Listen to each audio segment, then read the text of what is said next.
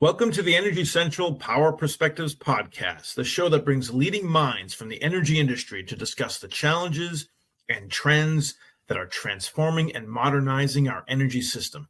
And a quick thank you to West Monroe, our sponsor of today's show. Now, let's talk energy.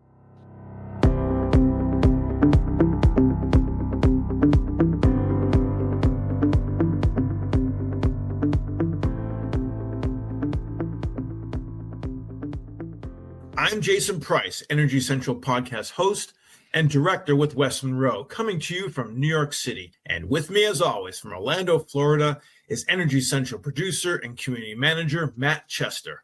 Matt, it's always a fun day when we get the opportunity to welcome back a returning guest to the podcast. Today, we're being joined by Mark Gabriel. Can you remind us about the first episode where he appeared on the Power Perspectives podcast? Sure can, Jason. So like you said, today's guest is Mark Gabriel, and he was on our podcast previously in episode 39, which was entitled Taking the Grid of Tomorrow from Concept to Reality, all the way back in May of 2021. At the time we recorded that episode, Mark was in his closing days as administrator and CEO of the Western Area Power Administration. And in the year and a half since then, he's firmly entrenched in a new position, but still focusing on many of the same critical areas, things like building out the grid of tomorrow, solving for some of the headlining challenges in the utility industry today, and striving towards that future state goals that our sector is wholly focused upon. Thanks for that, Matt. And Mark has been quite busy since the first appearance.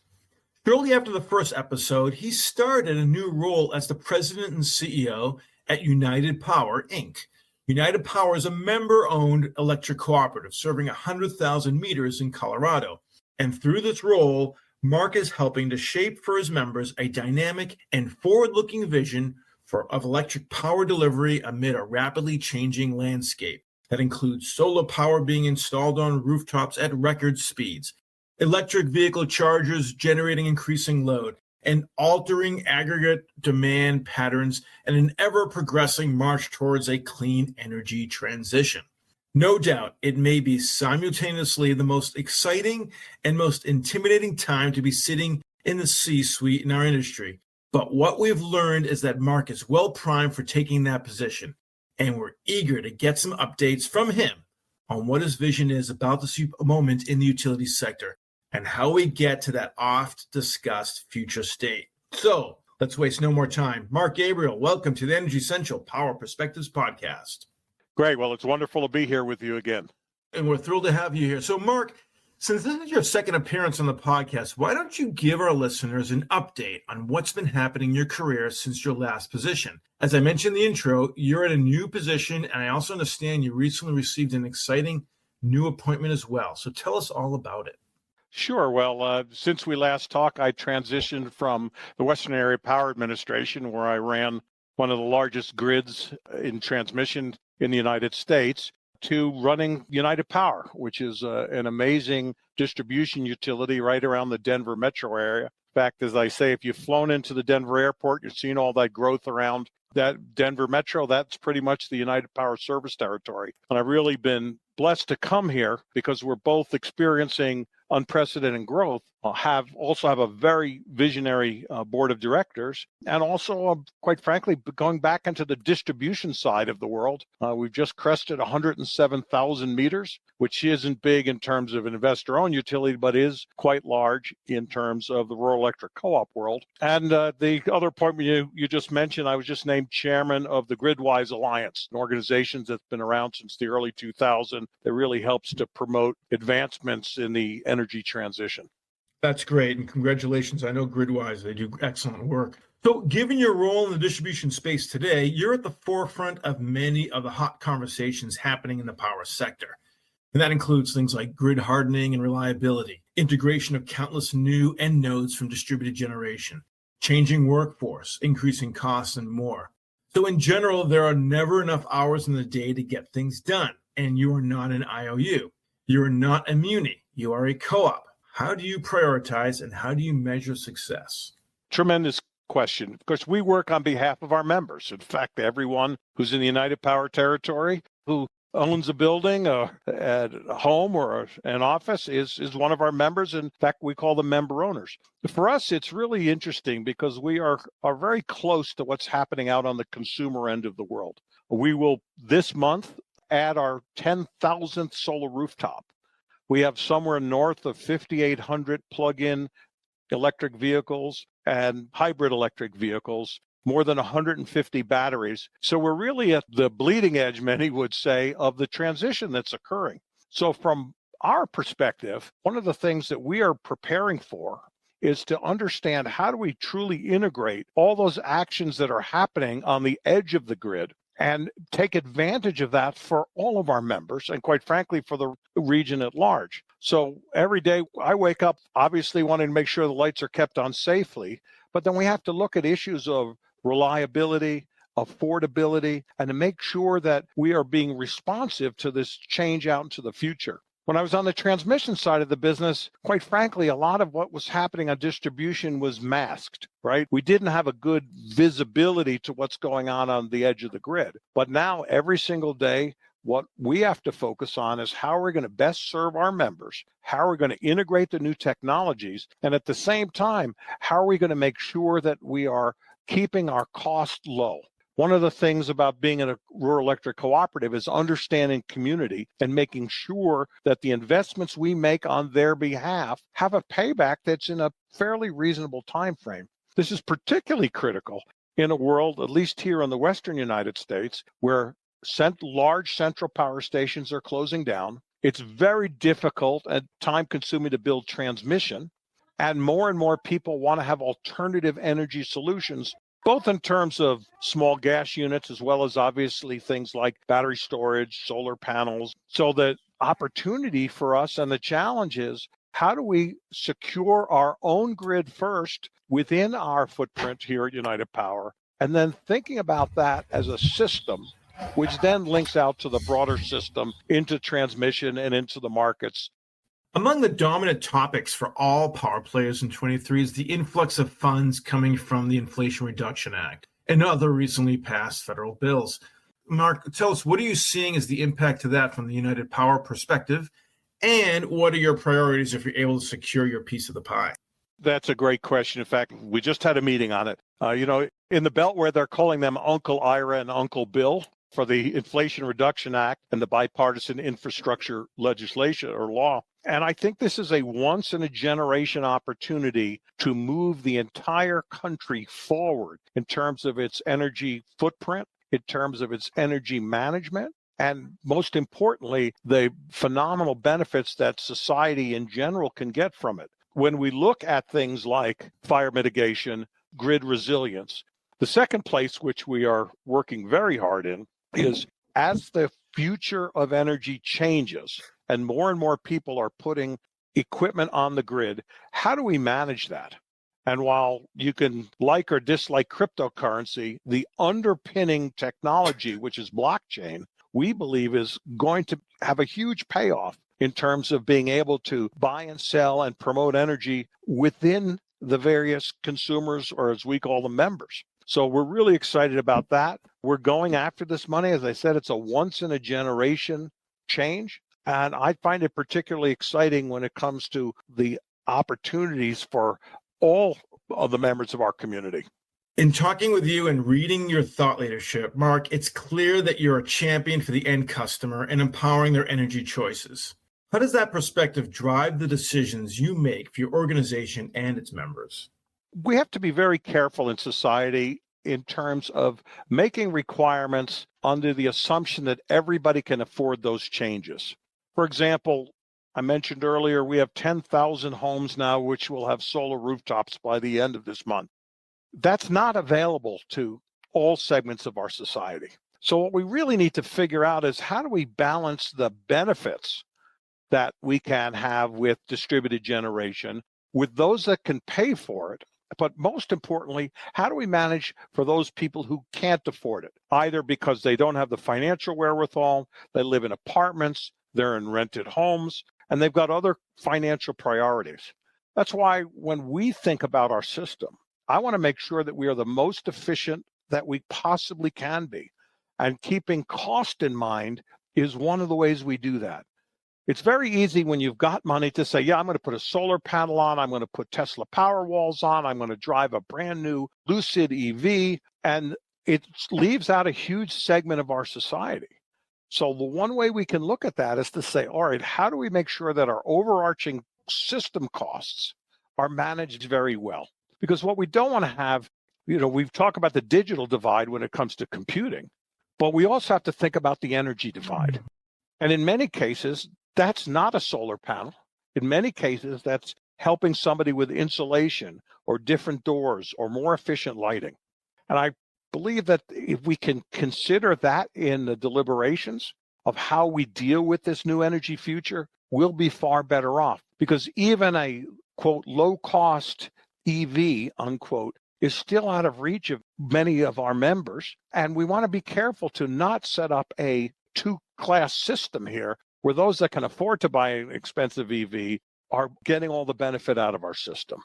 Right. Understood. But, given those perspectives and decisions that you're making, how does that compare to your peers? What are they trying to do that maybe is different? And are you facing certain tensions that perhaps they're not, or is this sort of industry-wide, the tensions that you're facing to manage these things? Well, I think there's always tension when it comes to those who are on the, those who are leading, and those who are just hoping some of these rules go away. I'll give you a classic example is net metering. Net metering has been a source of high tension in this industry. And the reason it's of high tension, obviously, is that each kilowatt hour is worth something different depending on the time of day. So I know many of my peers want to fight net metering. And in an ideal world, because net metering presents a challenge for those who can't afford to take advantage of solar, for example, it's not an issue I want to fight. Quite frankly, the proverbial ship has sailed. And we have to, more importantly, figure out, okay, if I have 10,000 net meters out there, how do I take advantage of the generation that's coming off of those rooftops or somebody's battery and meld that together in an operating system where everybody can benefit? It's very easy in this business to say no, or we're going to fix this through rates, which tend to be an artificial solution to what is really a physics opportunity. And I tend to look at it in that fashion, rather than trying to fight a movement. Pick anyone you'd like, electric vehicles or battery storage or solar panels. Let's figure out how to corral those resources so that, for example, at United Power, I don't have to go out and buy more power off the market, but rather I can take advantage of that power inside the system that I'm already operating. So far, we're talking about a lot of opportunities and excitement in this space. But of course, the reverse side of that coin is that rapid DER is rolling out, and grid investments may bring new challenges in areas of implementation, unexpected bottlenecks, and certainly friction integrating new digital tools into the mix. So my question to you, Mark, is the same question I've asked IOUs and munis who have been on Power Perspectives, and that is, what are some of the key potential pitfalls you see in the coming years, and how are you trying to stay one step ahead of them? That's a phenomenal question. The pitfall, of course, is counting, quite frankly, these days on centralized generation. And it's a pitfall, certainly in the West, because of the closure of large coal plants. And I'm not making a question about environment. I've worked in coal in my career. I have nothing against it whatsoever. But that movement away from large central station is a huge pitfall in terms of reliability and resilience of our grid. So what does that mean in practical sense? At United Power, since we're switching our wholesale power supplier May 1st of 2024, we're looking at resources that are within our footprint. We're looking at how can we put storage at our substations so that we can take advantage of low-cost solar or low-cost wind. The biggest pitfall I think this industry faces today is not being prepared for a distributed future. Back in the days when I worked at the Electric Power Research Institute 20 some odd years ago, we always talked about we're going from a one-way grid to a two-way grid. And I realize now after all these years, that's not the right analogy. We're going from a one-way grid to 1,000 points of light grid. And being prepared to handle that change is really the big challenge that we have. In the case of United Power, for example, because of our growth and because we see what's coming down the line, we're putting in larger conductor, larger wire.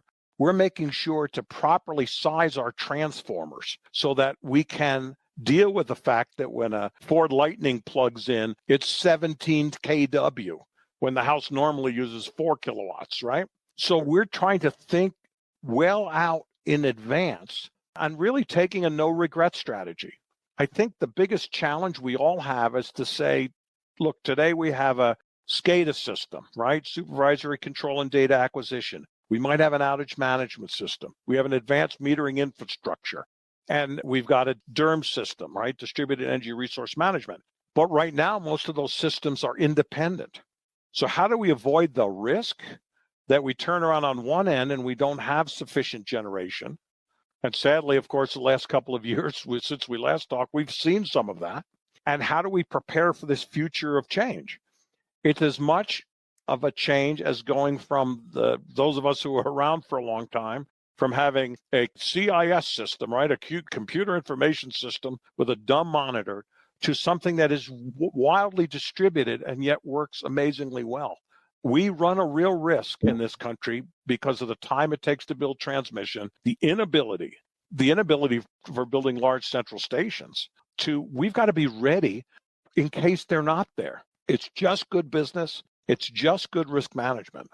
Yeah, well, certainly with your perspective and experience from both the transmission and the distribution side, there's a lot here, and it's a rich conversation, and wish we had more time to talk. But we do have in our show a section called the Lightning Round, where we get to learn more about you, the person, rather than you, the professional. So, Mark, we're going to pause for a moment with questions. We're going to give you the last word to our audience, but for now, we want to enter into the Lightning Round. I'll ask you a series of questions, and you'll keep it to one word or phrase. So, are you ready? I'm ready. All right. So what is your comfort meal? My comfort meal is elk meatloaf. Do you have any hidden talents or unexpected hobbies to share? That's really good. I really like hunting and fishing, so anything I can do outdoors is a winner for me. What would be your first indulgence purchase if you won the lottery? Oh, private jet. If you were to reset your career, what would you be doing? What would I be doing? What I would be doing is I'd love to score movies, pick the music that goes into movies. And what is the lasting impact or legacy you hope resonates from your career? That people aren't afraid of change in this industry, that we embrace change, that we enjoy the change, and we do things that are the right activities for all of our members or customers. Well, nicely stated. Thanks for letting us peel back the curtain a little bit to get to know you a little bit more. And as I said, we're going to give you the last word. So you're addressing your audience of energy and utility professionals. What do you think is the most important role for a utility executive? And what advice would you share with your peers or those in the industry who hope to one day reach your position? From my perspective, we need to embrace the change that's coming and help facilitate that change. From a distribution level, we should really work to understand how do we satisfy the end consumer's needs and take advantage of their hopes, dreams, and desires in terms of reliability, price, availability, and affordability. And the best way we can do that is to look forward and understand the investments we're making today will last at least one more generation. And of course, let's take advantage of Uncle Bill and Uncle Ira. And quite frankly, to reach where I have, you couldn't follow my path, but I can tell you in the 30 years I've been in this business, I've never gone home unhappy that I'm here. I come into work every day fired up because the electric utility business is the lifeblood of this country. Love that. Now you understand, Mark, why we asked you to come back on the show. You've got a lot of sensibility and insight that we really appreciate, and I know our audience will as well. So no doubt our community will have a follow-up questions and thoughts, and as they share them in Energy Central's community, I know you'll be able to chime in as that happens. And until then, thanks again for sharing your insights with us on today's episode of the podcast. Well, thanks so much. It was my pleasure. Really appreciate the opportunity. We also want to give a shout out of thanks to the podcast sponsors that made today's episode possible. Thanks to West Monroe, Westmore works with the nation's largest electric, gas, and water utilities in their telecommunication, grid modernization, and digital and workforce transformations. Westmore brings a multidisciplinary team that blends utility, operations, and technology expertise to address modernizing aging infrastructure, advisory on transportation electrification, ADMS deployments, data and analytics, and cybersecurity. And once again, I'm your host, Jason Price. Plug in and stay fully charged in the discussion by hopping into the community at energycentral.com, and we'll see you next time at the Energy Central Power Perspectives podcast.